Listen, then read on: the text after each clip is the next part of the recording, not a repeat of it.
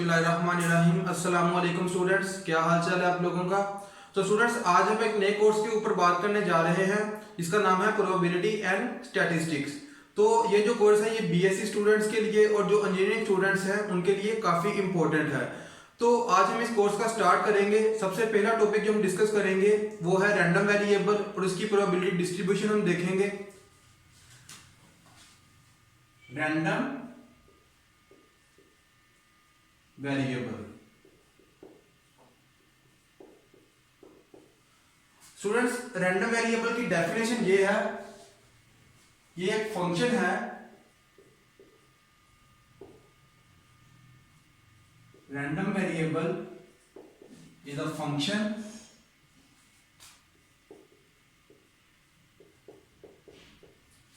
whose domain is sample space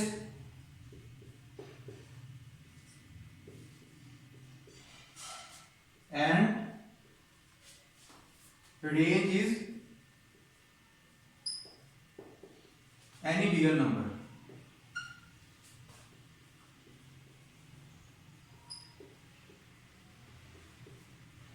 real number mean के हमें minus infinity two plus infinity तक कोई भी वैल्यू मिल सकती है। रैंडम वेरिएबल को हम रिप्रेजेंट करते हैं एक्स से। ये एक फंक्शन है जिसकी डोमेन हमने बात की एस है और रेंज है रियल नंबर। तो स्टूडेंट्स, हमने ये रैंडम वेरिएबल की डेफिनेशन तो समझ ली है। अब हम एग्जांपल की मदद से देखते हैं कि रैंडम वेरिएबल होता क्या है। तो रैंडम वेरिएबल के लिए हमें पहले क्या चाहिए, सैंपल स्पेस, क्योंकि रैंडम वेरिएबल की जो डोमेन है वो है सैंपल स्पेस। सैंपल स्पेस के कॉन्सेप्ट को पहले समझते हैं। स्टूडेंट्स, सैंपल स्पेस को बनाने के लिए हमें कोई इवेंट्स चाहिए होते हैं। हम एग्जांपल के तौर पर कोई इवेंट लेते हैं और उसमें देखते हैं उसकी सैंपल स्पेस क्या बनेगी, देन हम रैंडम वेरिएबल को डिस्कस करेंगे। तो स्टूडेंट्स, हम इवेंट ले लेते हैं कि कॉइन है, तीन कॉइन है, इनको हमने टॉस किया है 3 टाइम्स। Toss coin 3 times. तो इसमें हमारे पास सैंपल स्पेस कितने बनेगी, क्योंकि हमने उस कॉइन को 3 टाइम टॉस किया है। तो इसके अंदर जो सैंपल स्पेस बनेगी वो होगी 2 की पावर 3, जो कि इक्वल होगा 8 के। तो जब हम 3 कॉइन्स को फेंकेंगे तो हमारे पास जो जो सैंपल स्पेस बनेगी वो ये है, हेड हेड हेड, ये आ सकता है। इसी तरह हेड हेड टेल आ सकता है, हेड टेल हेड आ सकता है। इसी तरह हेड टेल टेल आ सकता है, देन टेल हेड हेड आ सकता है, देन टेल हेड टेल आ सकता है, देन टेल टेल हेड आ सकता है। इस तरह टेल टेल टेल आ सकता है। तो ये हमारे पास कितनी सैंपल स्पेस आ गई, 1 2 3 4 5 6 7 एंड 8। और फार्मूले से भी हमने ये फाइंड कर ली। तो स्टूडेंट्स, ये तो बन गई हमारे पास सैंपल स्पेस। अब हमने देखना है कि हम रैंडम वेरिएबल कौन सा ले। तो हम कह देते हैं कि जो हमारा रैंडम वेरिएबल है वो है नंबर ऑफ हेड्स। ये हमने एक रैंडम वेरिएबल ले लिया है। तो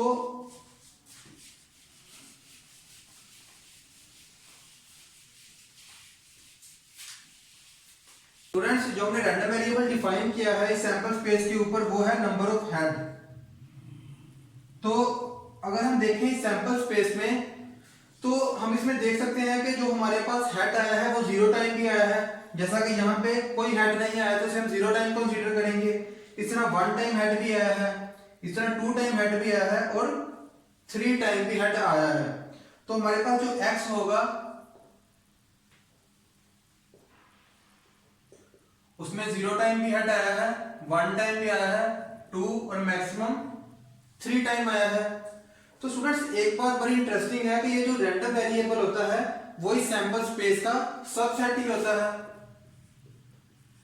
अभी हम देखते हैं, जब हमारा रैंडम वेरिएबल है 0 पे, इट्स मीन के नो हेड, इसको हम कुछ इस तरह भी लिख सकते हैं, नो हेड। तो वो हम इस सैंपल स्पेस में देखेंगे कि कहां पे नो हेड नहीं, मतलब कोई हेड नहीं आया है। तो वो ये है, यहां पे सिर्फ जब हमने कॉइन को 3 टाइम टॉस किया है तो टेल टेल टेल आया है। इस तरह ये देखें, x में हमें क्या वैल्यू मिली है, टेल टेल टेल। और ये इसी तरह हम यहां से कह सकते हैं कि x जो सा है वो सबसेट होगा इस सैंपल स्पेस का। इस तरह हम आगे भी लिख लेते हैं, x1 मीन के हमारे पास नंबर ऑफ हेड है 1 टाइम। तो 1 टाइम कहां कहां पे नंबर ऑफ हेड आए हैं, वो आए हैं, एक ये है हेड टेल टेल, इसी तरह यहां पे भी 1 टाइम आया है टेल हेड टेल, इस तरह यहां पे 1 टाइम आया है टेल टेल हेड। तो आप देख सकते हैं कि ये रैंडम वेरिएबल है और ये सबसेट बन रहा है इस सैंपल स्पेस का, मतलब इसी सैंपल स्पेस में से उस रैंडम वेरिएबल के अकॉर्डिंग पिक कर रहे हैं। इस तरह x2 का मतलब है कि जब हमारे पास नंबर ऑफ हेड 3 होंगे, सॉरी 2 होंगे, तो उसके लिए हम इस सैंपल स्पेस में से देख लेते हैं 2 हेड कहां कहां पे आए हैं। एक ये 2 हेड आया है, हेड हेड टेल, उसके बाद यहां पे भी 2 टाइम हेड आया है, हेड टेल हेड, उसके बाद ये 2 टाइम हेड आया है, टेल हेड हेड। इस तरह जब हमारे पास x3 होगा, इट्स मीन कि हमारे पास नंबर ऑफ हेड्स 3 टाइम आएंगे, तो वो ओनली 1 टाइम आया है यहां पे, हेड हेड हेड। तो स्टूडेंट्स, ये रैंडम वेरिएबल का कॉन्सेप्ट हमने समझा है।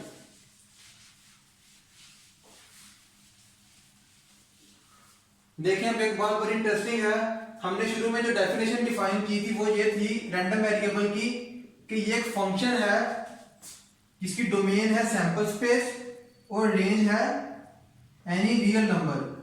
तो हमने सैंपल स्पेस में से, ये सैंपल स्पेस के अकॉर्डिंग हमने रैंडम वेरिएबल डिफाइन किया था number of heads. Number of heads हमने कहां से लिए थे, एक इवेंट डिफाइन किया था जिसमें हमने कॉइन को टॉस किया था 3 टाइम, तो उसमें हमारे पास सैंपल स्पेस आई थी। उस सैंपल स्पेस के पे हमने एक रैंडम वेरिएबल डिफाइन किया था, वो रैंडम वेरिएबल था नंबर ऑफ हेड्स। तो उस सैंपल स्पेस में से हमने पॉइंट पिक कर करके बताया कि नंबर ऑफ हेड्स क्या हैं। तो ये 0 1 2 3 हमें ये बता रहे हैं कि उस सैंपल स्पेस में हेड कितने टाइम आए हैं, मतलब 0 टाइम कब आया है, 1 टाइम कब आया है, 2 टाइम एंड 3 टाइम कब कब आया है। तो ये हमारे पास क्या है, एक रियल नंबर 0 1 2 3, तो हमारे पास रेंज की आ गई रियल नंबर।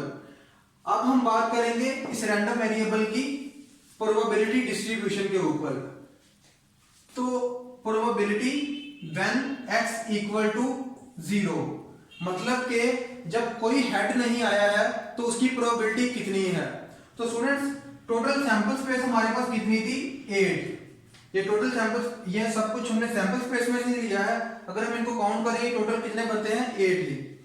तो ये टोटल है 8 और x इक्वल टू 0 मीन के नो हेड, और वो ओनली 1 टाइम आया है, टेल टेल टेल, जहां पे कोई हेड नहीं आया है, तो इसकी प्रोबेबिलिटी बनेगी 1/8। इसी तरह probability x equal to 1, it's mean random variable equal है 1 के, मीन के हमारे पास जो रैंडम वेरिएबल था वो था नंबर ऑफ हेड, मतलब कि हमारे पास 1 हेड आया है यहाँ पे, मतलब कि 3 टाइम आया है, तो इसकी प्रोबेबिलिटी होगी 3/8, क्योंकि 8 है वो टोटल सैंपल स्पेस थी। इस तरह p x इक्वल टू 2 का मतलब है कि जब हमारे पास हेड 2 टाइम आया है, तो हेड 2 टाइम भी हमारे पास कब आया है, ये 3 दफा आया है, 3/8। p probability x equal to 3 mean के हेड 3 टाइम हो, तो यहाँ पे हेड 3 टाइम है और ये टोटल कितनी दफा आया है, 1 टाइम, 1/8। इसकी एक बड़ी इंटरेस्टिंग प्रॉपर्टी है